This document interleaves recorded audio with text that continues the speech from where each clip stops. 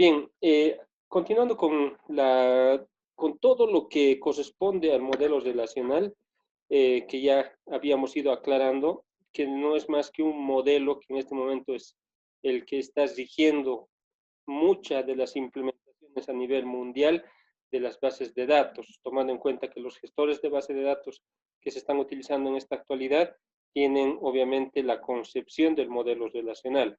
Por tanto, entonces el modelo relacional se constituye un modelo bastante importante y necesario que nosotros tengamos que comprender y tengamos que básicamente entenderla desde su parte técnica, que es un hecho que ya lo hemos ido utilizando, por ejemplo.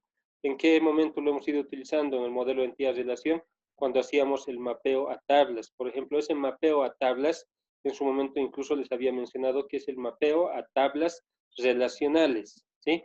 Porque ahí estamos viendo el cómo se están relacionando, el cómo se está transmitiendo prácticamente esa unión que se debe considerar a la hora de hablar de bases de datos, ¿no?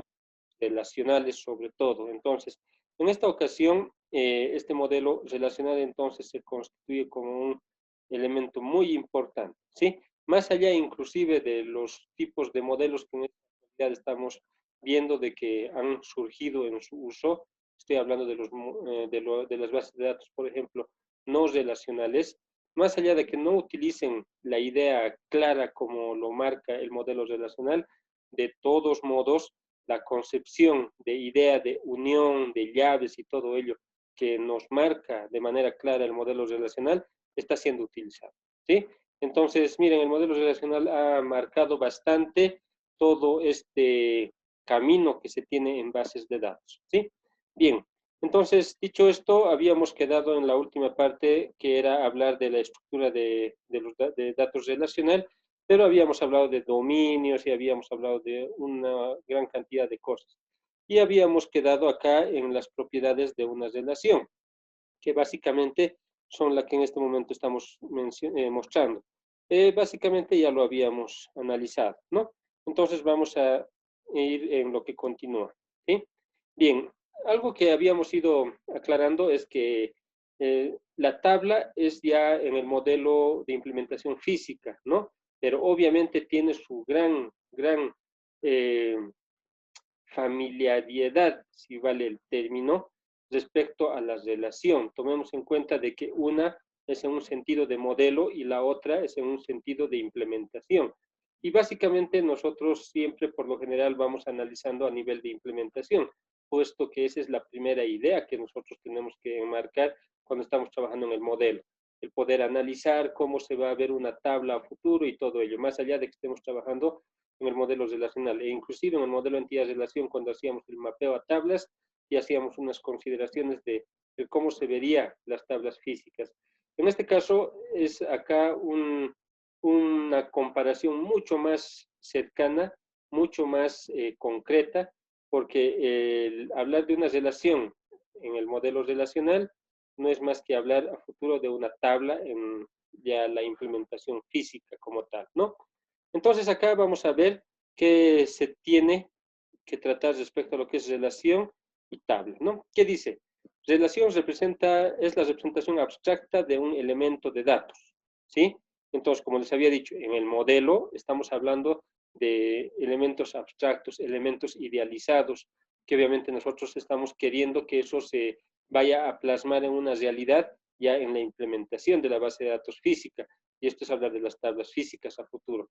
Entonces, nos está hablando de una representación abstracta, pero que sin duda nos está dando a entender el cómo nosotros vamos a poder ver cómo nuestros datos van a empezar a almacenarse, cómo van a empezar a relacionarse y todo ello, ¿no? Por una parte. Por otra parte, la tabla, ¿qué es lo que dice? Es la representación concreta de tal elemento abstracto, ¿no? Entonces, como siempre hemos dicho, primero está el modelado de base de datos, en base al modelado de base de datos está la implementación física de la base de datos. Por tanto, la relación en el modelo relacional es lo primero que nosotros vemos, ¿no? En el modelo de entidad-relación veíamos el mapeo a tablas relacionales. Ahí estamos encontrando esto del modelo relacional. Entonces, nosotros teniendo eso, recién pasamos a la implementación física.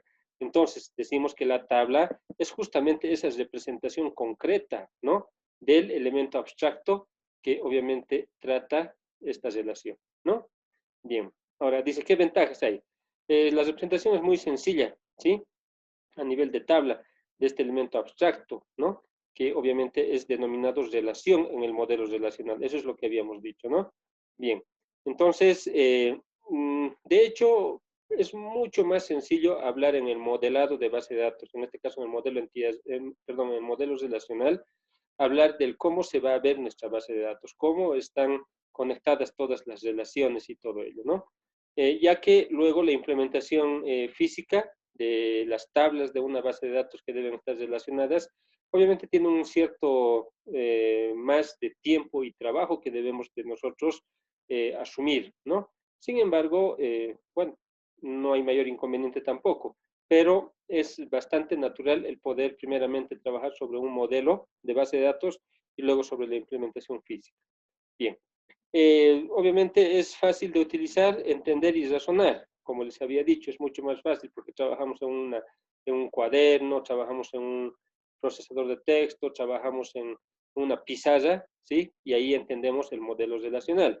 Sin embargo, ya la implementación física tiene que ver con la implementación haciendo uso del gestor de base de datos, ¿no? Bien, ¿qué inconveniente dice que se puede tener? Aparente orden entre filas y entre las columnas de la tabla. Sin duda nosotros estamos, y no está mal, que podamos nosotros guiar nuestros pasos definiendo que todo debe marcar un cierto orden, ¿no? Sin embargo, hemos visto en las propiedades del modelo relacional que ahí ya nos aclara de que el orden no es necesario. Sin embargo, tampoco quiere decir que vayamos a llegar a ser desordenados en algún momento, siempre vamos a trabajar con cierta lógica ordenada. Sin embargo, en el modelo relacional, nosotros, más allá de poder enmarcar en un principio el orden, ya en la implementación física no va a ser necesario este orden. Ahora, alguien dirá, pero entonces vamos a trabajar con los datos de manera desordenada, no que la idea era de organizarlos, estructurarlos de manera correcta. Van a estar estructurados, van a estar almacenados de manera correcta, porque luego vamos a tener una herramienta fundamental que nos va a ayudar a poder integrar la información como corresponde y a ordenar la información también que nosotros vayamos a estar utilizando en nuestra base de datos, ¿no? Entonces, no hay mayor inconveniente, ¿sí? Bien, ¿qué más dice? Todo estado de la base de datos refleja la realidad. ¿Qué habíamos dicho del estado, de la instancia? No es más que un registro en una tabla de la base de datos. Eso es lo que habíamos dicho, ¿no? ¿Qué dice? Es un modelo de una porción del mundo real. Eso es lo que habíamos definido ya desde el modelo entidad-relación, ¿sí? Hablar del mini mundo, por ejemplo, ¿no? De una pequeña realidad que nos rodea. Entonces, el hablar del estado de esos registros en la tabla de una base de datos, está hablando justamente de una realidad concreta, por si acaso, ¿no? ¿Qué más dice? Algunas configuraciones de valores no tienen sentido. Eso es bastante natural. Nosotros no siempre vamos a trabajar con datos que estén bien identificados, bien definidos y obviamente que no nos vayan a traer problemas. En algún momento nosotros solemos tener una infinidad de problemas, sobre todo cuando tratamos ya con los datos mismos que nosotros empezamos a administrar. Dice, pues no representa ningún estado posible del minimundo. Está hablando de esas realidades concretas a nivel de datos que nosotros podemos identificar. ¿Qué es lo que dice? Por ejemplo, dos personas distintas con el mismo CI. Pasaba, ¿sí? Y en la actualidad todavía en algunos casos hay, pero ya se está controlando esta situación, ¿no? De tal manera que en una realidad lógica nosotros no podemos ver que dos personas tengan el mismo CI, pero en algún momento se podría dar y obviamente eso no tiene sentido, de eso está hablando, por ejemplo, ¿no? Hablar también de un alumno de Kindle con 29 años, por ejemplo, ¿no? Es algo que también es ilógico, pero no quiere decir que en algún momento no pueda nosotros no podamos entender de que no vaya a suceder jamás. Obviamente nosotros tenemos que tomar en cuenta ello, ¿no? Y obviamente acá estamos hablando de que no tendría sentido este tipo de valores, en este caso, a los datos que estamos administrando, ¿sí? Bien. Por otra parte, ¿qué dice acá? Una película sin director, por ejemplo. Estamos hablando de una producción a nivel, a ver, empresarial, ¿no? Entonces, dice una película sin director. ¿Es posible? Claro que no. siempre y cuando estemos pensando en una organización bastante seria y todo ello, ¿no? Entonces, obviamente, el modelo relacional también en muchos casos trata este tipo de situaciones y cómo las va a empezar a subsanar a partir de algunas reglas de integridad que ya vamos a ir viendo ahora en este modelo, ¿no? Entonces, ¿qué es lo que dice? La definición de la base de datos va a ser un esquema, ¿sí? En la cual se necesita incluir sí o sí reglas de integridad. ¿Para qué? Para que en algún momento justamente podamos evitar estas situaciones que acabamos de mencionar, entre muchas más que obviamente se van presentando. Y esas nosotros las vamos a empezar a anular, ¿sí? Si es que vale este término, pero en base a las reglas de integridad que lo vamos a ir viendo. Bien, pero para poder consolidar estas reglas de integridad, tenemos que empezar a identificar y a determinar lo que son los tipos de claves como tal. Ya hemos hablado en el modelo entidad-relación de los atributos. Hemos visto que entre estos atributos existe un atributo identificatorio de nuestras entidades que son denominadas llaves o claves primarias también. Y en este caso, vamos a hacer el trato a los tipos de llaves que nosotros podemos ir identificando. Entre ellos, ¿a cuáles tenemos? Las llaves o claves candidatas, las llaves o claves primarias, que ya lo hemos visto, las llaves o claves alternas, y luego vamos a tener un apartado especial para otro tipo de llave. ¿Sí? Bien. ¿Qué es lo que dice para la definición de llave candidata? Dice, si R, está hablando de la relación, tiene varias claves, dice, si es que tiene varias claves, las claves candidatas son aquellos atributos con importancia marcada, ¿sí? Con importancia marcada. Por ejemplo, ¿qué pasa si yo veo la relación actor? ¿Sí? La relación actor. Bien, ¿qué es lo que dice acá? Las claves que nosotros podemos identificar son nombre, por ejemplo, del actor y un nombre artístico, que son obviamente atributos que pueden llegar a ser en algún momento algo mucho más importante que simplemente quedarse ahí en ese subdenominativo. Bien, por otra parte, empleado, ¿no? La relación empleado, ¿qué tiene? Tiene un CI, tiene un nombre y fecha de nacimiento, una alternativa de clave, en este caso compuesta, y un código de empleado, ¿no? A ver, acá, ¿a qué queremos llegar? Cuando queremos determinar una clave candidata, tenemos que ver qué atributos básicamente tienen cierta importancia. ¿Por qué? Porque, por ejemplo, si nosotros asumimos la palabra candidato, ¿a qué hace referencia? Un candidato es aquel que quiere ser elegido, ¿no? Que quiere ser elegido. Pero, ¿qué quiere? O sea, ¿por qué quiere ser elegido? Para que en algún momento uno de estos atributos candidatos, que son denominados llaves candidatas, ¿sí? Pueda ser elegido como clave primaria o llave primaria o llave principal, ¿sí? Entonces, a ese tipo de denominativo es a lo que están pugnando, en querer ser la llave, ¿sí? Básicamente. Entonces, por eso se llama candidatas o candidatos en este caso. Bien, por ejemplo, una relación actor. Tiene su nombre de pila, con el que obviamente ha sido bautizado en otras palabras, ¿sí? Y tiene un nombre artístico, ¿no? Entonces, ¿son de cierta importancia? Claro que sí, son de cierta importancia. Entonces, tanto nombre como nombre artístico van a ser llaves candidatas. ¿Por qué? Están pugnando por ser llave principal. En el caso de la relación empleado, el CI es un atributo importante. El nombre más la fecha de nacimiento llega a ser una llave compuesta que podría manejarse como algo muy importante y obviamente el código de empleado que también es un atributo que tiene su marcada identidad. Por tanto, podemos decir, para estas relaciones ahí estamos identificando las llaves candidatas, ¿sí? Candidatas, que todavía no están siendo elegidas, pero están pugnando por ser llave primaria. Ahora, ¿qué dice de la llave primaria? ¿Sí? Ahí está primary key, ¿no? Entonces, ¿qué dice? Es la clave candidata elegida para identificar las tuplas de R. Ya. Por tanto, de las claves candidatas que nosotros hayamos identificado, o las llaves candidatas también denominadas, entonces de ellos vamos a elegir a la llave principal entre esos candidatos. Entonces, la llave principal ya sabemos que tiene una importancia bien marcada. Por ejemplo, para la relación actor, de la candidata que tenía nombre y nombre artístico, se queda, por ejemplo, con el nombre artístico, ¿sí? En el ámbito cinematográfico, los actores son más conocidos por sus nombres artísticos que por su nombre de pila misma, ¿no?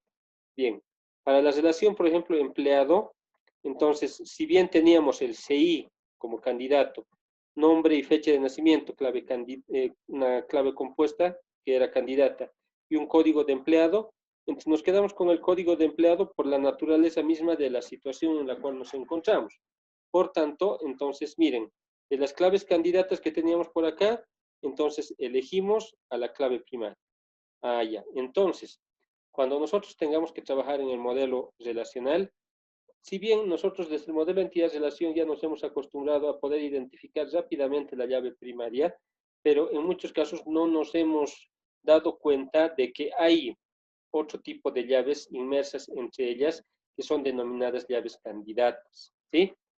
Es más, producto de este análisis de las llaves candidatas y de la definición de una llave primaria, puede surgir el análisis de las claves alternas, ¿sí? O también denominados llaves alternativas, ¿sí? ¿Qué dice? Son el resto de claves candidatas con cierta importancia, ¿ya? Entonces, ¿qué quiere decir? De que entre las claves candidatas hemos elegido la llave primaria o la clave primaria, y las que no han sido elegidas como llave primaria pueden llegar a ser claves alternas, ¿sí? Claves alternas. Obviamente acá, que estamos conceptualmente conociendo el modelo relacional, no vamos a definir en qué momento y cómo los podemos ir definiendo como claves alternas. Sin embargo, ya cuando hagamos la implementación de base de datos con el lenguaje de consultas estructurado, vamos a poder ver qué hacemos con las llaves alternas y cómo los podemos llegar a identificar básicamente, ¿no? Bien, ahí entonces está, por ejemplo, para la relación actor, su llave alterna es el que ha quedado, el que no ha sido elegido, en otras palabras, ¿no? En la relación empleado, miren, hemos elegido como llave principal al código de empleado, quienes han quedado, el CI, ¿sí? Que no ha sido elegido, y el nombre, fecha de nacimiento como llave compuesta, que tampoco ha sido elegido como clave principal, quedan y llegan a ser claves alternas, ¿sí? Ahora, ¿cómo van a funcionar? Como les había dicho, vamos a trabajar en esto cuando ya veamos el lenguaje de consultas, ¿sí? Ahí vamos a poder identificar y decir, ah, estos son claves alternas porque van a tener este tipo de funcionalidad. Porque al final ya sabemos cuál es el trabajo que tiene la clave principal, ¿sí? Bien. Ahora sí, una vez que hemos visto claves candidatas, claves primarias, claves alternas, entonces tenemos acá en un apartado por separado las claves denominadas claves ajenas, claves externas o claves foráneas o también denominados llaves foráneas. ¿Con cuál nos vamos a quedar exclusivamente? ¿Con cuál de estos nombres que al final llegan a identificar a lo mismo? Nos vamos a quedar con el nombre de llave foránea, ¿sí? A ver, ¿qué es una llave foránea, por ejemplo? En su momento, a una consulta que en un momento dado una de sus compañeras, por ejemplo, realizaba, eh, ¿qué pasa con este tipo de llaves foráneas? Se había anticipado en la idea clara, por tanto, yo les había dicho, el modelo relacional lo vamos a hablar. Sin embargo, en su momento ya un poco había hablado de esto. A ver, eh, ¿qué es un foráneo, por ejemplo? Y esto siempre partimos de la definición misma de este término. A ver, ¿qué quiere decir foráneo? Quiere decir que es alguien que no es del lugar propiamente dicho, ¿no? Sino que proviene de algún otro lado. Entonces, esa idea es la misma que se maneja al momento de definir las llaves foráneas. A ver, ¿qué dice? Conjunto de atributos, ¿sí? De llave foránea de una relación R2, dice, ¿no?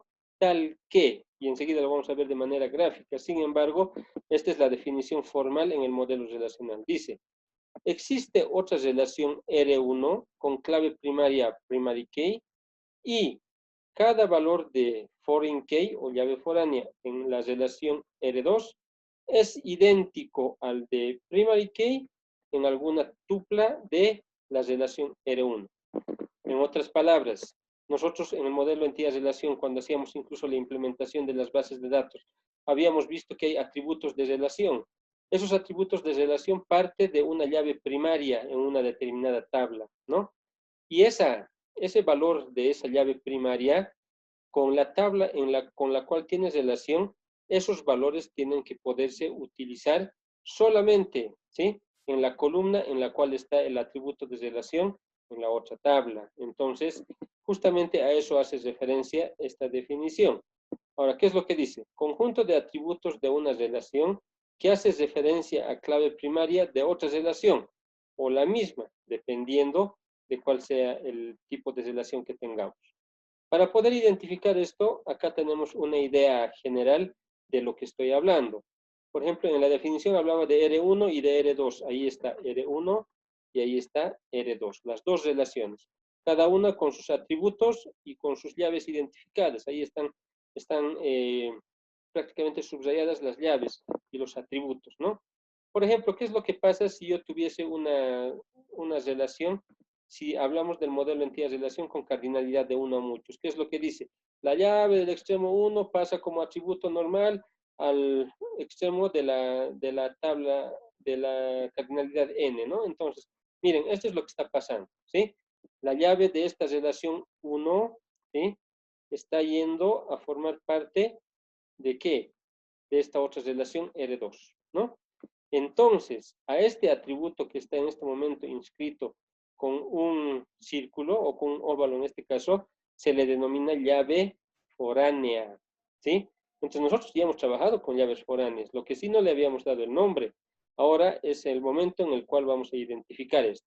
Entonces, el atributo que marcaba la relación de eso que hacíamos, que esta llave vaya a la otra tabla como atributo normal y todo ello, a eso se denomina llave foránea, ¿sí?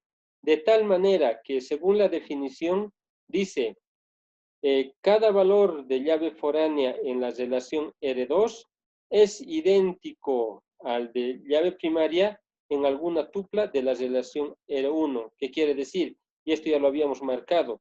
Los valores que se vayan a utilizar en esta columna de llave foránea tienen que ser valores que estén registrados como tal en el valor de llave primaria, ¿sí? Entonces, por ejemplo, acá en este ejercicio, ¿puedo utilizar el 1? Sí, puedo utilizar el 1. ¿Puedo utilizar el 2? Sí.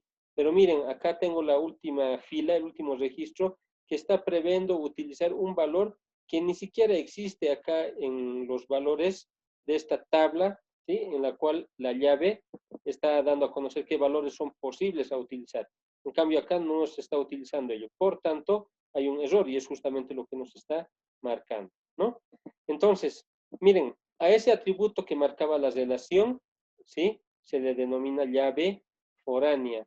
¿Por qué? Porque acá es un atributo normal, ¿sí? Pero es una llave en la otra relación. Y como no es propia de esta relación como tal, entonces se dice que es una llave foránea, porque no es de aquí, es de otro lado, ¿no? Entonces, mantenemos nomás la idea de la definición de foráneo, de alguien que no pertenece a esa realidad como tal, pero que está ahí, ¿no? Es algo que sucede y así va a ser siempre cuando hablamos de bases de datos relacionales. En este caso, el modelo relacional me está hablando de las llaves foráneas, ¿no? Entonces, ahí está. Ahí se denomina llave foránea. Acá tenemos otros ejemplos de llave foránea en la notación que hemos ido viendo, por ejemplo, ¿no? A ver, ¿qué pasa si yo tengo la relación película, la relación director? Y obviamente el nexo es justamente este atributo, director, que lo que tiene que guardar es el nombre del director. Entonces, acá es llave primaria, ¿sí? Y acá es llave foránea, ¿sí? Ahí está. Por ejemplo, acá en empleado, ¿sí? En empleado, decía que puede tener una relación y un atributo llave que sea considerado llave foránea, puede provenir de otras relaciones o de la misma, eso también decía. Por ejemplo, acá, ¿qué es lo que pasa? Tengo una relación en la cual el código de empleado es la llave, pero por la relación unaria que tenía, por la relación transitiva, está haciendo de que también acá tengamos un atributo que hace referencia al código del empleado, pero de un código de empleado jefe como tal, ¿no? Entonces, ahí está. Acá es llave primaria y aquí es llave foránea, ¿sí? Bien. Tenemos acá otro ejemplo, en el cual tenemos libro, escritor, artículo. ¿Qué es lo que dice? El escritor tiene un DNI y obviamente tiene su nombre y todos sus atributos normales. Pero para poder relacionar qué libros ha escrito este escritor, tenemos una llave foránea que está en la tabla libro. Por su parte, también para cuando se quiere determinar qué artículos ha escrito qué escritor, entonces necesitamos el atributo de relación.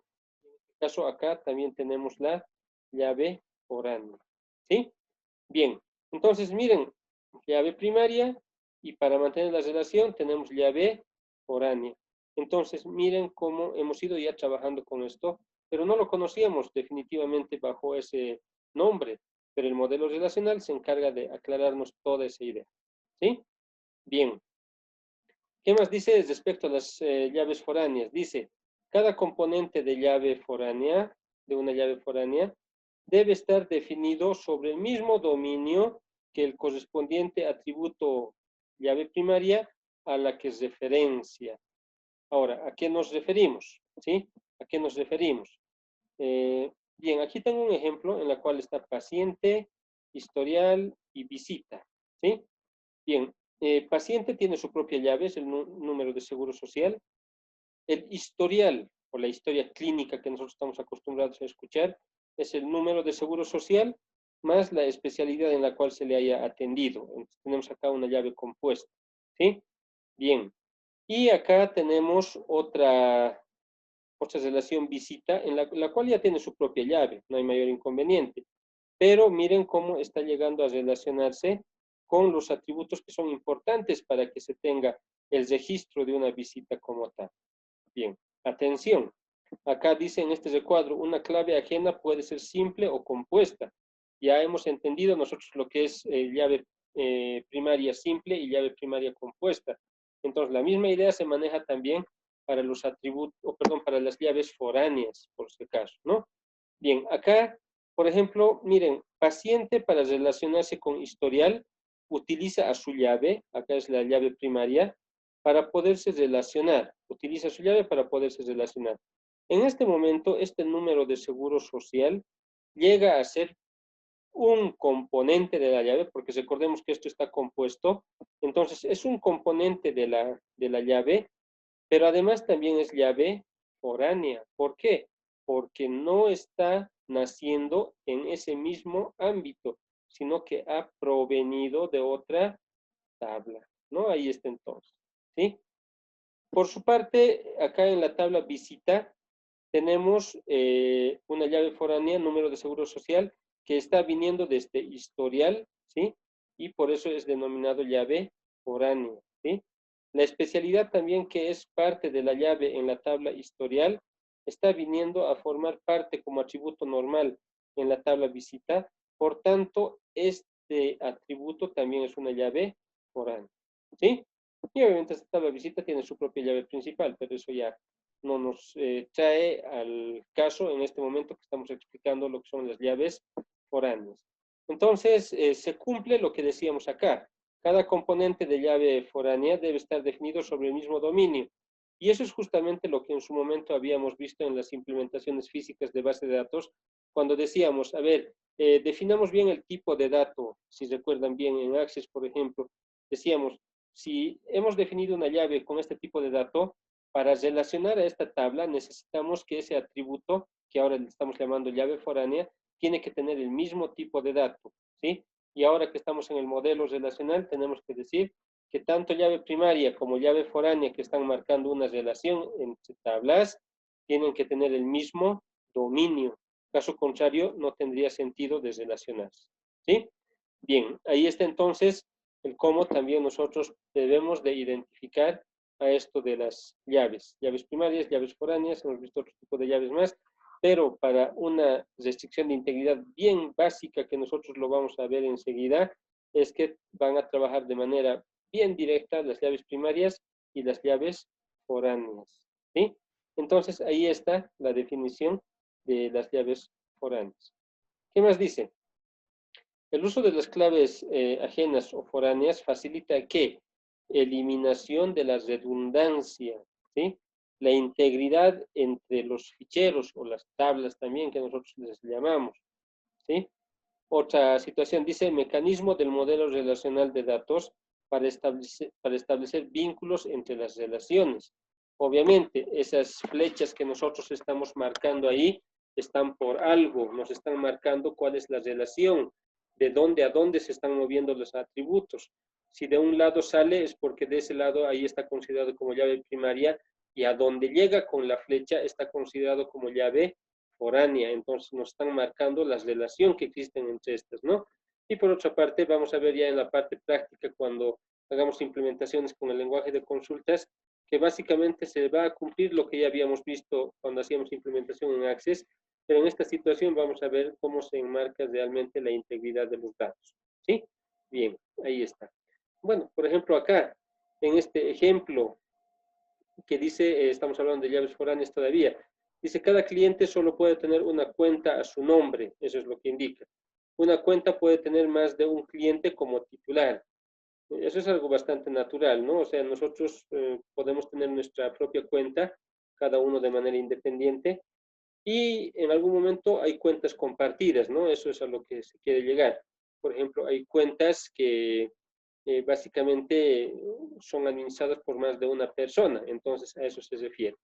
A ver, en este momento, para este ejemplo que tengo, porque tengo el nexo, ahí está la, el elemento, esta línea que está marcando la relación, miren, está haciendo esto, ¿sí? Está haciendo esto. Y yo les pregunto, en estas relaciones, tanto en cuenta como en cliente, o si queremos verlo a nivel de tabla, en la tabla cuenta o en la tabla cliente, ¿en cuál de ellos está la llave primaria y en cuál de ellos está la llave foránea? A ver, analicemos y alguien si quiere participar, está el micrófono abierto para que ustedes puedan dar a conocer.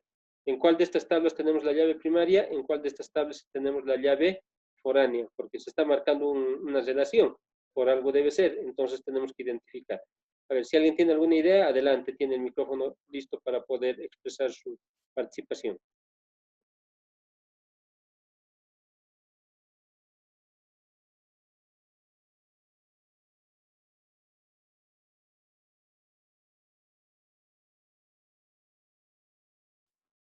Bien, a ver, pregunto entonces. A ver,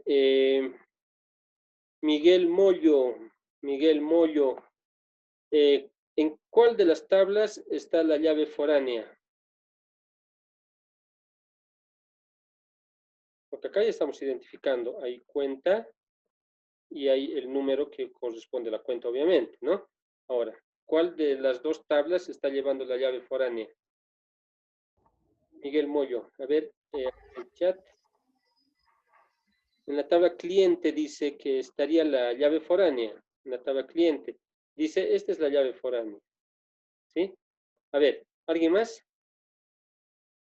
A ver, acá en el chat. Inge, Sí, adelante. bueno, sí, estaría en la llave foránea en la entidad cliente Inge porque su llave primaria llegaría a ser su nombre. En la cuenta estaría la llave primaria Inge. Ya, ya, ya. A ver, en base a las participaciones de sus compañeros, ¿sí? Hay algo muy importante. ¿Cuál es la idea de llave primaria? La llave primaria, para empezar, va a contener valores que no se van a repetir jamás, ¿no? Eso es lo que habíamos definido. Si nosotros vemos, obviamente acá está el número de cuenta y acá está la cuenta como tal. Miren, en la tabla cuenta, estos valores no se están repitiendo, ¿sí? Y con seguridad que para todos los registros no se tienen que repetir. En cambio, acá, en la tabla cliente, estos valores de llave sí se están pudiendo repetir. Por tanto, acá no está trabajando como llave primaria. O sea, en la tabla cliente, esta cuenta no es llave primaria, pero sí es llave foránea, ¿sí? Es llave foránea. ¿Por qué? Porque está utilizando los valores, ¿sí? Que obviamente han sido registrados previamente en la tabla en la cual ese atributo es llave primaria, ¿no? Entonces, hay algo muy importante que nosotros estamos empezando a conocer desde el modelo entidad-relación. El hecho de que no tengan el mismo nombre, porque por ejemplo acá se llama cuenta, ¿sí? Acá en la tabla cliente, y acá se llama número, ¿sí? Pero eso no nos detiene a que podamos mantener la relación. Lo que sí tenemos que cumplir, que es la misma idea, mantienen la misma idea, que registran los números de cuenta, ¿sí? Y que además comparten el mismo dominio y el mismo tipo de dato como tal, ya que si nosotros estaríamos modificando para uno de estos el dominio y quisiéramos mantener esa relación, vamos a tener problemas, ¿sí? Entonces, ahí está. Entonces, lo que decían los compañeros, ¿no? En la tabla cliente está la llave foránea y evidentemente ahí está, para este ejemplo que hemos visto, ¿no? Bien, esto de hablar de las llaves foráneas nos traen en idea lo que son las restricciones de integridad, pero en este caso vamos a hablar de la restricción de integridad referencial, que básicamente es lo que hemos ido viendo y lo que hemos ido siempre analizando, que valores de llave primaria son los únicos valores que en llave foránea podemos utilizar. Eso es básicamente lo que hemos visto y en este último ejemplo es lo que estamos pudiendo percibir, ¿no? En llave foránea solamente se pueden llegar a utilizar los valores que se han definido en llave primaria en esta otra tabla o relación, ¿sí? Entonces, la restricción de integridad referencial nos va a hacer referencia a ello, pero esta restricción de integridad referencial es una restricción que nos va a perseguir por siempre que tengamos que hablar de base de datos relacionales. Entonces, es algo que se les tiene que quedar como algo que estamos conociendo ahora, pero como ese algo que lo vamos a utilizar siempre que tengamos que hablar de base de datos relacionales sobre todo. Bien, ¿qué es lo que dice? La restricción de integridad referencial. ¿Qué es? Todo valor de una llave primaria debe coincidir con un valor en la correspondencia, perdón, me estoy equivocando. Todo valor de una llave foránea, ¿sí? Todo valor de una llave foránea debe coincidir con un valor en la correspondiente llave primaria, lo que les había dicho. Básicamente esto. Aquí es llave primaria, estos valores son permitidos para poderlos utilizar acá en llave foránea, ¿sí? Básicamente eso es lo que dice. Y la integridad referencial hace referencia justamente a eso. Cuando yo les diga, a ver, ¿qué representa la restricción de integridad referencial? Entonces ustedes me dirán, los valores de llave foránea van a ser permitidos siempre y cuando en valor de llave primaria estén registrados, ¿sí? O los valores de llave primaria en una tabla son los únicos valores que se pueden utilizar en llave foránea en otra tabla, ¿sí? Entonces, así, con sus propias palabras inclusive, ¿no? ¿Qué es lo que dice? La base de datos no debe contener llaves foráneas sin correspondencia. O sea, no puedo utilizar valores que no en llave foránea que en llave primaria no estén existiendo. Es un gran problema que, para empezar, los gestores de base de datos nos van a ayudar a poder realizar eso. Es más, en Access ya habíamos probado en algunos ejemplos cómo se trabaja en esa parte, ¿no? Sin embargo, ¿sí? Sin embargo, nosotros no debemos de esperar a que el gestor de base de datos nos colabore, nos ayude en ese control. Nosotros tenemos que saber qué previamente son permitidos o qué no son permitidos, ¿sí? Bien, ¿qué más dice? Si una tupla en una relación hace referencia a otra relación, debe referirse a una tupla existente en esa relación. Si nosotros queremos asumir, por ejemplo, ¿no? Se me ocurre, y yo digo, a ver, tengo acá a este cliente López, ¿no? Que dice, utiliza la cuenta 821, ¿sí? Si está diciendo que acá hay la cuenta 821, es porque evidentemente tiene que existir, ¿sí? Ese registro de la cuenta 821 para poder saber cuál es su saldo y más otras cosas que puedan haber, ¿no? Entonces, a eso hace referencia esa última parte. Entonces, miren qué tan importante es esto del modelo relacional. Y miren que esto ha nacido desde el modelo entidad-relación con las reglas de transformación que habíamos visto para el mapeo a tablas relacionales. De ahí ha surgido la idea de poderlos relacionar con esas reglas que hemos visto. Pero ahora, si lo vemos de manera técnica, nos ha servido en mucho para poder llegar a conocer esto de las relaciones. Y ahora que estamos hablando de tipos de llaves y todo ello, nos ayuda a poder identificar de que esto de la restricción de integridad referencial es algo muy importante, ¿sí? Bien, ¿qué más podemos decir de la restricción de integridad referencial? Dice, puede existir algún valor de llave primaria, ¿sí? Al que no haga referencia a ningún valor de llave foránea, ¿sí? O sea, no quiere decir de que necesariamente todos los valores de llave primaria tengan que ser utilizados en valores de llave foránea, ¿sí? Por ejemplo, acá tengo un ejemplo. Dice, un médico que no haya efectuado alguna consulta aún, ¿sí? Entonces dice, no habrá tupla alguna en la tabla atención médica con la referencia del médico, ¿no? Por ejemplo, si utilizamos este ejemplo, las atenciones médicas se están registrando, en la cual dice qué paciente se está haciendo atender con qué médico, y obviamente así, ahí se está registrando todas las atenciones médicas.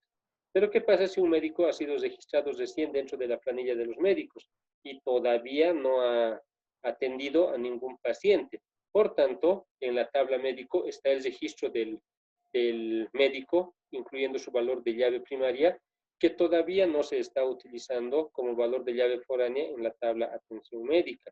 Es algo bastante normal que puede suceder. Entonces, no quiere decir que todos los valores de llave primaria necesariamente estamos obligados a utilizarlos en valores de llave foránea.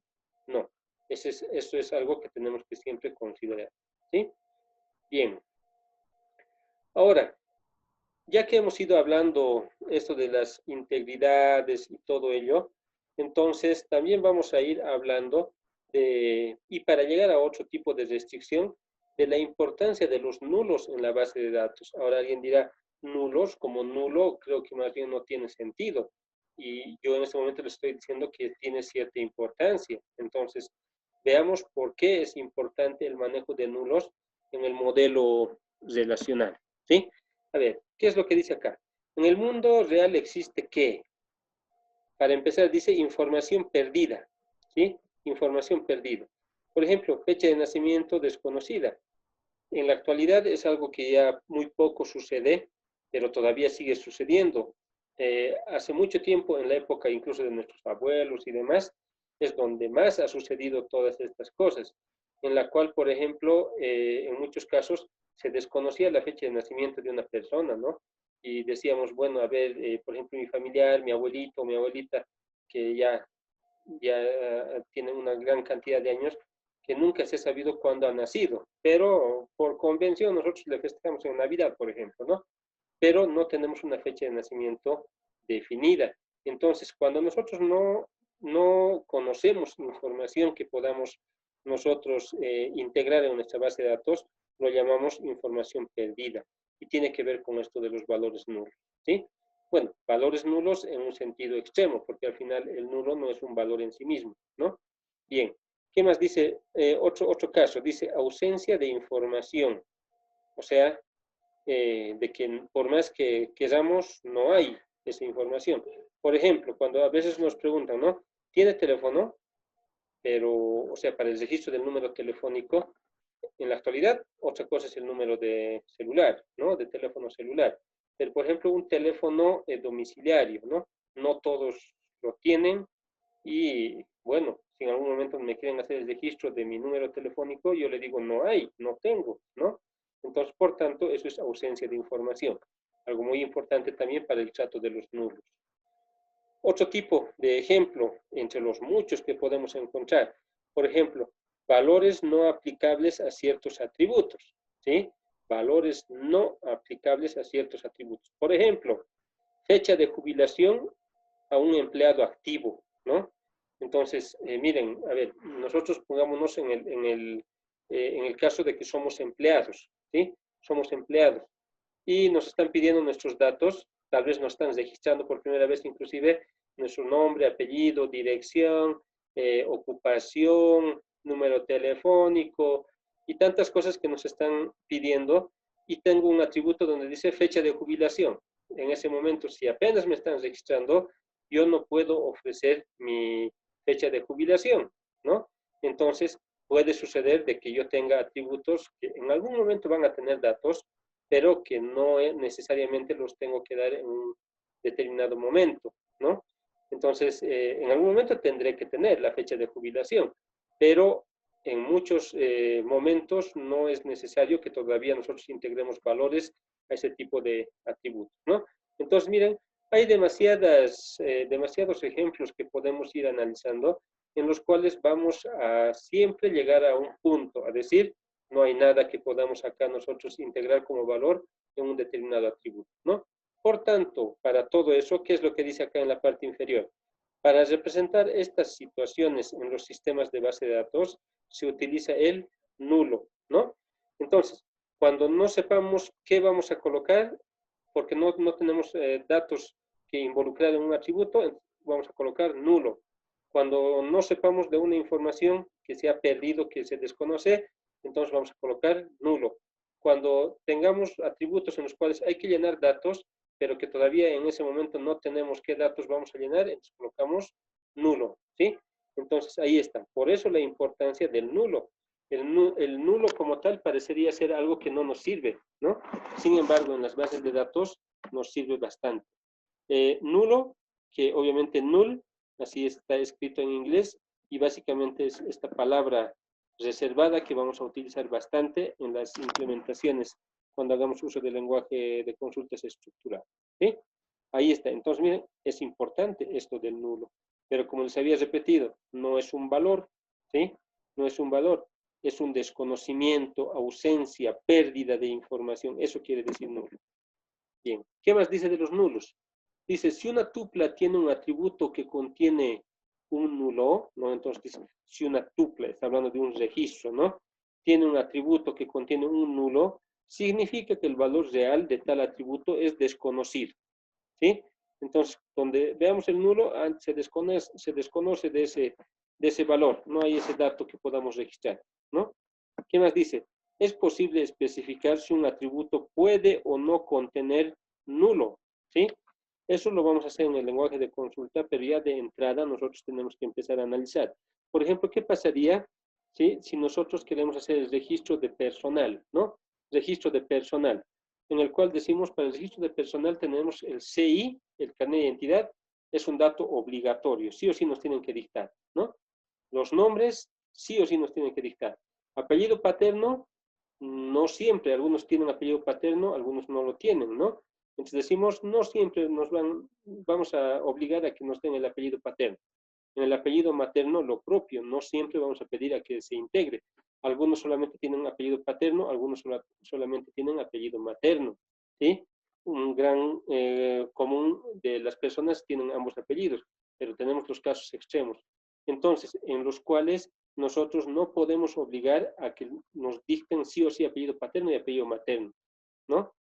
Entonces, por ejemplo, también lo que hablábamos hace un momento del teléfono. ¿Qué pasa si yo les pido un número telefónico y alguien me dice yo no tengo? Y yo le digo, no, pues aquí es obligado que ustedes me entreguen el número de teléfono que ustedes tengan para su registro. Y alguien me dice, pero yo no tengo, entonces no me puedo inventar. Y las bases de datos no están en base a inventos tampoco. Entonces, por tanto, en ese momento vamos a decir, ah, ya, entonces aquí vamos a permitir valores nulos, ¿sí? ¿En qué casos de este ejemplo que he dado? En el apellido materno podemos permitir nulos, en el apellido materno podemos permitir nulos, pero con seguridad que no en ambos, ¿no? O sea, a la vez. Por ejemplo, alguien que me diga, a ver, ¿cuál es su nombre? Juan Carlos. Apellidos, no tengo, ¿no? O sea, que nos diga no tengo es algo ilógico. Entonces, uno de ellos puede ser que no tenga, pero no los dos. Ese es otro tipo de control. Pero bueno, también, ¿no? Entonces nos permite nulos. En el caso del teléfono, también no puedo obligar a que alguien me dé un valor que desconoce. Por tanto, ahí podemos decir, entonces, el atributo teléfono también puede ser que contengan nulos. Bien. Entonces, ¿qué más dice acá? Nulo no es un valor en sí mismo, lo que les había adelantado, ¿no? Sino un indicador de ausencia de información. Entonces, donde nosotros preveamos que va a haber ausencia de información, entonces prevemos que vamos a esperar ahí nulos, ¿sí? Ahí está. Ahora, en base a esto de los nulos, hablamos de una otra restricción de integridad. Y hemos visto la restricción de integridad referencial, que habla de prácticamente la relación entre llave primaria y llave foránea, los valores que se pueden utilizar, ¿sí? Eso es la restricción de integridad referencial. Pero en base a esto de los nulos, hablamos de la llave primaria específicamente, y se arma la otra restricción. Dice, restricción de integridad de entidad. ¿Qué es lo que nos aclara acá? Ningún atributo componente de una clave primaria puede contener nulo, ¿sí? Ah, ya. Y esto es algo que ya el gestor de base de datos nos apoyaba, pero habíamos indicado desde un principio, cuando trabajábamos en el modelo entidad-relación, les había dicho, valor de llave jamás debe de repetirse por una parte y siempre debe existir el valor de llave. Eso es lo que les había indicado. Entonces, en el modelo relacional tiene su nombre a eso que les acabo de indicar. Se denomina restricción de integridad de entidad. Dice, ningún atributo componente de una clave primaria, ¿por qué estamos hablando de algún atributo componente? Porque tenemos llaves simples y llaves compuestas. Entonces, los valores de llave jamás deben faltar, siempre deben existir, en otras palabras. Acá, por ejemplo, tenemos un qué. Código de empleado es una llave de la tabla empleado y obviamente sus demás atributos, ¿no? Y acá dice, ¿qué pasaría si el código de empleado pudiera contener nulo? ¿Sí? Para empezar, no sabríamos cómo identificar a un empleado, ¿sí? Por más que tenga nombre, teléfono, ¿no? Entonces, no, no es posible que nosotros podamos asumir esa idea. Por tanto, el valor de llave para empezar siempre debe existir y obviamente ya sabemos que no se debe repetir entre los registros que tenga esta tabla. Entonces, ahí está, ¿sí? Código de empleado, en este caso es la llave, por tanto no debe preverse ni debe de entenderse que pueda llegar a tener en algún momento nulo. Para empezar, el gestor de base de datos, desde el primer momento que definimos a un atributo como atributo llave, en ningún momento nos va a permitir que coloquemos nulos o menos, y también que vayamos repitiendo los valores de llave, es algo que ya lo hemos probado. Pero esto de los nulos no lo hemos probado, pero no nos va a permitir, ¿sí?, que se pueda realizar. Bien, ahí está. ¿Qué más dice? Si bien hemos hablado de la restricción de integridad de entidad, que dice que la llave primaria no puede contener nulos, ¿sí? Entonces, ¿qué pasa con la llave foránea? A ver, vamos a ver. Dice nulo y llaves foráneas. Dice, el modelo relacional permite nulo como valor de llave foránea. Y alguien dirá, pero es llave, ¿por qué nos está permitiendo hacer eso? Una cosa es la llave primaria, otra cosa es la llave foránea. La llave foránea debe utilizar valores que hayan sido registrados en la llave primaria, en la otra tabla. Eso está bien claro. Pero acá también nos aclara algo que también no lo hemos probado, pero seguramente en la primera oportunidad que podamos lo vamos a probar. Dice, en la llave foránea sí se permite nulo, ¿sí? Y acá tenemos un ejemplo para poder entender esta situación. Por ejemplo, tengo la relación o tabla física que va a llegar a ser en cualquier momento denominado empleado. Miren, tiene su código de empleado, es llave, ¿sí? Nombre, teléfono, departamento, permítanme, y acá tengo otro atributo que dice jefe, ¿sí? Jefe. El jefe, por si acaso, está teniendo una relación de esta naturaleza, ¿no? Así, porque el jefe también es un empleado, ¿no? Seguramente estos se están marcando en una cardinalidad de uno a muchos, pero en la misma relación, ¿sí? En la misma tabla. Bueno, entonces se da esta situación. Pero ¿qué pasa acá? Por ejemplo, si nosotros tenemos otra llave foránea en departamento, ¿no? Que seguramente está proviniendo de otra tabla, ¿sí? ¿Qué es lo que dice? Departamento nulo, o sea, se permite que en este atributo podemos nosotros desconocer valores y no integrar valor alguno. ¿Qué dice? Empleados no asignados a ningún departamento, ¿sí? Puede suceder, y eso es algo bastante normal. ¿En qué sentido? En una organización, hacemos el registro de los empleados, decimos, a ver, estamos recolectando empleados que los vamos a utilizar en los departamentos, pero en muchos casos, ¿sí?, no tenemos todavía la asignación correcta a un departamento exclusivo donde va a desempeñar su labor un determinado empleado. Por tanto, entonces decimos, a ver, ya lo hemos registrado al empleado, pero su departamento todavía no lo colocaremos, porque no sabemos en qué departamento todavía se va a desenvolver. Entonces, en ese caso, nosotros no podemos obligar en un instante determinado a que podamos registrar un valor de departamento en el cual va a trabajar este empleado, ¿no? Entonces, siendo así, acaba de estar un nulo. Por tanto, en valor de llave es permitido, ¿sí? Por una parte. Dice empleados no asignados a ningún departamento. Perfecto, ¿no? Por otra parte, en la parte, acá, en el atributo jefe, que es una llave foránea que proviene de la misma tabla, por la relación que les he indicado, ¿sí? Dice, empleados sin jefe. Es algo bastante natural. Decir, a ver, están trabajando en un determinado departamento algunos trabajadores y sucede de que no tenemos un jefe de los empleados, pero el que más se destaque va a llegar a ser definido como el jefe de los empleados. Perfecto, pero mientras eso no suceda, ¿sí? Mientras eso no suceda, entonces nosotros vamos a identificar que acá en la definición de jefe va a estar un nulo, o sea, no vamos a identificar todavía al jefe, pero sí ya están registrados todos los demás, ¿no? Por tanto, entonces, es permitido en valor de llave foránea el nulo, bueno, el valor en el sentido estricto, ¿no? Porque después no es un valor como hemos indicado el nulo, sino ausencia de valor. Bien, entonces miren, ahí está, en llave primaria prohibido nulos, en llave foránea sí es permitido nulos, ¿sí? Bien, a este momento no sé si hay alguna consulta, pueden hacerme conocer si tienen alguna duda.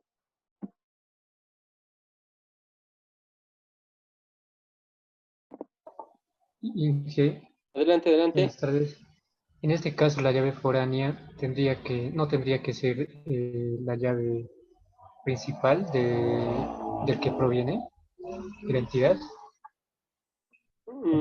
A ver, ¿está hablando de este atributo o de un caso general? Bueno, en sí mi duda es si la llave foránea viene siendo llave principal de la entidad de la que proviene. O sea, no tendría que haber esa regla, no sé si me dejo entender. Ya, a ver, para empezar, lo siguiente, ¿no? Nosotros sabemos que por lo general, casi siempre, digo casi siempre porque puede haber excepciones, una tabla llega a tener su llave principal, ¿sí? Llave principal. Ahí en llave principal, prohibido nulos y tampoco valores repetidos. De acuerdo, listo. Pero dependiendo, ¿sí? Dependiendo del tipo de mapeo que nosotros hayamos asumido, puede ser que esta llave, ¿sí? Esta llave tenga su correspondencia con el cual se está relacionando con otra tabla, en la cual ese atributo pueda llegar a ser atributo simple, un atributo como cualquier otro, o sea, parte de la llave.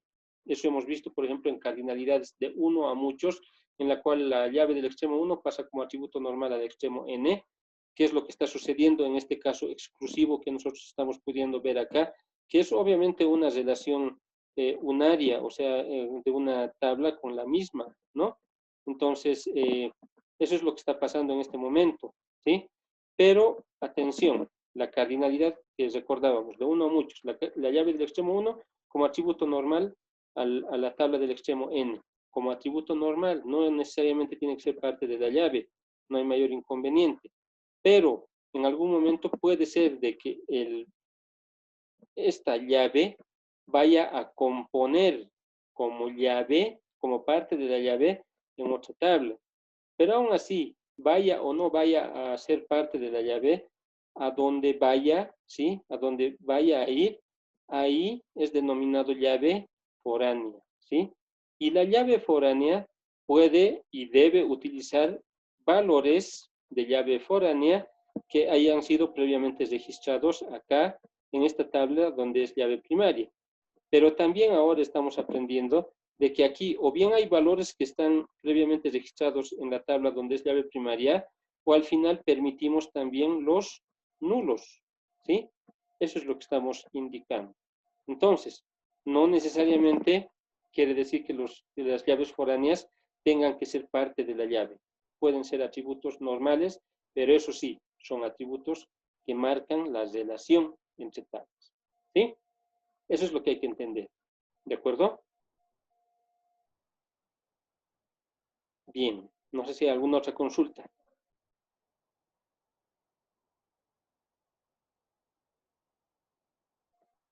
Bien. Entonces, miren, ahí está. Estamos tomando un ejemplo lo más específico posible, que de todos modos lo hemos utilizado y en su momento cuando hagamos implementaciones del lenguaje de consultas vamos a ir definiendo bien llaves primarias, llaves foráneas, llaves alternas también, claro que sí. Bien, a ver, entonces continuemos. Seguimos hablando de los nulos en la integridad. Dice, hemos de extender la definición de clave ajena. Acá vamos a enmarcar lo que hemos dicho hace un momento. Dice, sea R2, una relación 2, una relación en la cual llave foránea es una clave ajena en R2 si es un subconjunto de sus atributos. Tal que, dice, se cumple estas dos situaciones. A ver, ¿qué dice? Existe otra relación R1 con la clave primaria primary key. Eso es lo que hemos dicho, ¿no? La llave primaria y llave foránea. Y en todo momento, cada valor de llave primaria en R2, o perdón, de llave foránea en R2, es nulo o es idéntico a un valor de llave primaria en alguna tupla de R1. Básicamente lo que acabo de mencionarles, ¿no?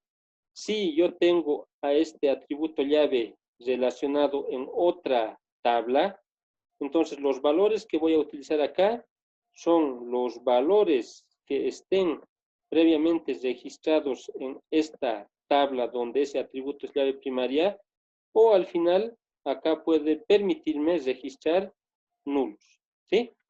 A eso es a lo que llega esta definición. Y esta definición es tan importante, pero así de manera técnica, teórica, pero que nosotros lo tenemos que entender con la mayor legibilidad, con la mayor coherencia posible y obviamente sin que nos traiga mayor tipo de complicación. ¿Sí? Ahí está. Entonces, así es como nosotros entendemos a esto de la restricción de integridad referencial, llaves primarias, llaves foráneas, y los nulos, sobre todo cuando hablamos de llaves foráneas. Se permiten nulos en llave foránea. Y si no se permiten nulos, es porque estoy utilizando valores que han sido creados previamente en otra tabla en la cual ese atributo llegaba a ser llave primaria. Entonces, miren, estamos siendo muy reiterativos, estamos repitiendo muchas veces todo esto porque así es la importancia de esto, de hablar de llaves foráneas y todo ello. Sin embargo, estamos repitiendo y repitiendo muchas veces porque se tiene que grabar en nuestra idea y en nuestra lógica qué representa llave primaria, qué representa llave foránea, qué representa restricción de integridad referencial, qué representa restricción de integridad de entidad, qué representa los nulos en llave primaria y en llave foránea. A eso es a lo que estamos llegando. Por eso estoy reiterando muchas veces la misma idea, ¿sí? ¿Por qué? Porque es necesario. En algún momento será que ya no vamos a tocar de manera teórica, pero sí de manera técnica y tengamos que hacer referencia a esto del modelo relacional. Por eso estoy siendo muy reiterativo en muchos de estos conceptos que estamos viendo, ¿sí? Bien. Ahora sí, hemos ido viendo la estructura, hemos ido viendo los elementos técnicos del cómo está compuesto, qué integra el modelo relacional, qué concepciones básicamente está asumiendo. Y en un momento dado llegamos a determinar también cómo se manipula o cómo creemos, cómo idealizamos el manejo de la información en el modelo relacional, ya que nosotros vamos a poder definir de manera bastante clara cómo se manipula la información en las bases de datos, pero cuando ya lleguemos al lenguaje de consultas estructurado. Sin embargo, acá en el modelo relacional, de manera conceptual ya se manipula datos. ¿Haciendo uso de qué? Eso es lo que vamos a ver. Dice, el modelo relacional tiene dos herramientas para la manipulación de datos, a saber, el álgebra relacional y el cálculo relacional, ¿sí?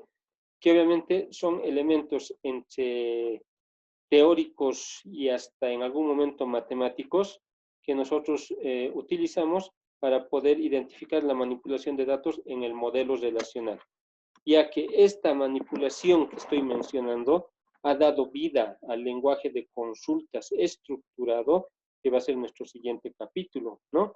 Entonces, tenemos estas dos herramientas, álgebra relacional, cálculo relacional. ¿Y qué es lo que dice acá? Una más procedimental que la otra. Sin embargo, esta es otra sección práctica que incorpora el modelo relacional. O sea, no es parte de esta definición, pero sí es parte del modelo relacional. ¿Sí? Bien, entonces lo que queda es que nosotros podamos encaramarnos ya en el uso del álgebra relacional, pero lo vamos a hacer de tal manera que lo vamos a hacer en su forma básica. No vamos a integrarnos tanto a fondo como antes se lo hacía, ¿sí? Para poder entender esto de la manipulación de datos, pero obviamente no es que tampoco lo vamos a ver porque sí, ¿no? Sino vamos a ver para poder entender algunos elementos muy importantes que más allá son utilizados en el lenguaje de consultas estructurado.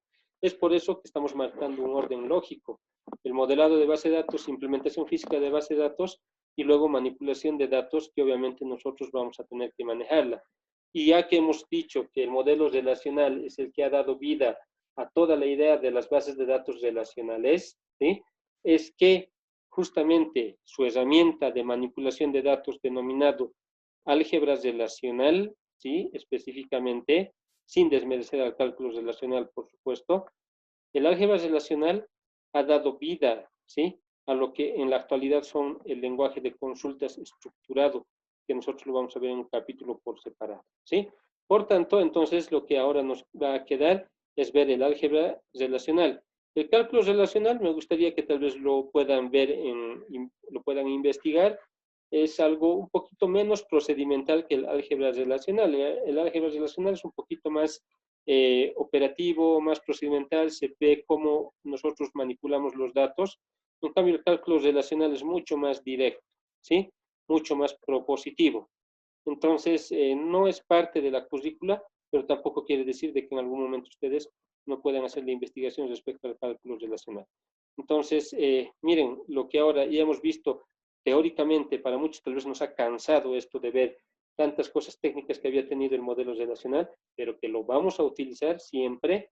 Entonces, ahora lo que se va a venir es su parte práctica, ¿sí? Entonces, miren, el propósito del modelo relacional es habernos hecho la presentación técnica desglosada de todos los elementos que se considera al momento de hablar de este modelo, ¿sí? Por tanto, a este momento creo que ya tenemos muchas de las herramientas teóricas técnicas para empezar a trabajar en la parte práctica, para empezar con el álgebra relacional y luego eso nos va a servir para ya trabajar sobre el lenguaje de consultas, sobre el gestor de base de datos, ¿sí? En el cual vamos a ver de manera clara todo esto que nos está hablando el modelo relacional, ¿sí? Bien, en este entendido, la finalidad de poder llegar a poder conocer todos estos elementos se estaría cumpliendo en la parte teórica y relativamente práctica por el análisis que hemos realizado respecto al modelo relacional.